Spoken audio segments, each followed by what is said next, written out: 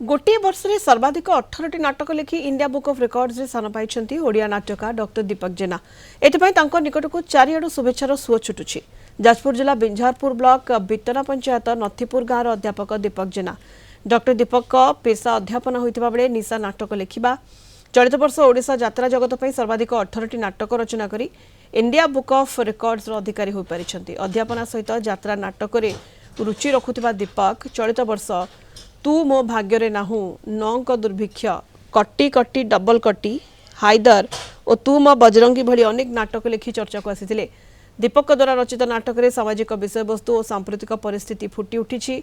Deepak India book of records रे स्थानित होइतिबारु से अध्यापना करुथुबा Varuneshwar college रो कर्मचारी मध्य खुशीर लहरी खेली जाइछि। जे गोटे वर्ष रे 18टा नाटक लिखिकी ताको मंचस्थ कराइबा ପାଇଁ पाइछि। एटा ए सफलता संघर्ष तो निश्चित अछि। जे प्रथम कथा होछि 18टा नाटक पाइबा कष्ट। जे गोटे वर्ष रे 18टा पार्टी रे नाटक पाइबा कष्ट। तो सेति पई जो पार्टी मालिक पार्टी रो कलाकार हम यात्रा रो सेमानकर जो विश्वास सेटा होछि बड़ कथा। द्वितीय रे 18टा नाटक लिखिबा जदि असंभव तो सेति पई प्रतिदिन जदि 18 घंटा समय देबो जने लिखि परियो।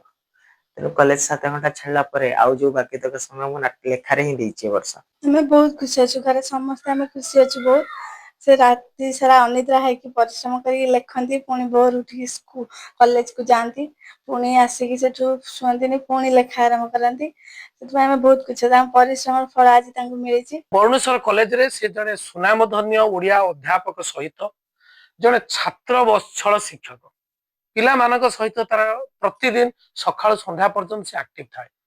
एनएसएस रे काम करबा सहित विभिन्न प्रकार कॉलेज रो डेवलपमेंट वर्क रे मध्य से निजको सबु बेले नियोजित करके रखि थाए। आ सबुटु बड़ कथा हला वर्तमान डॉक्टर दीपक जेना को सारा ओडिशा जानि छी जने नाट्यकार भाबे से होची एक नंबर नाट्यकार। बहुत बहुत बहुत गर्व अनुभव करूँ। दीपक जेना दीपक सार देखो अति सरल एवं अति भद्र एवं से एभली गोटे प्रतिभा संपन्न व्यक्ति सहज देखिले जानी हुए ना।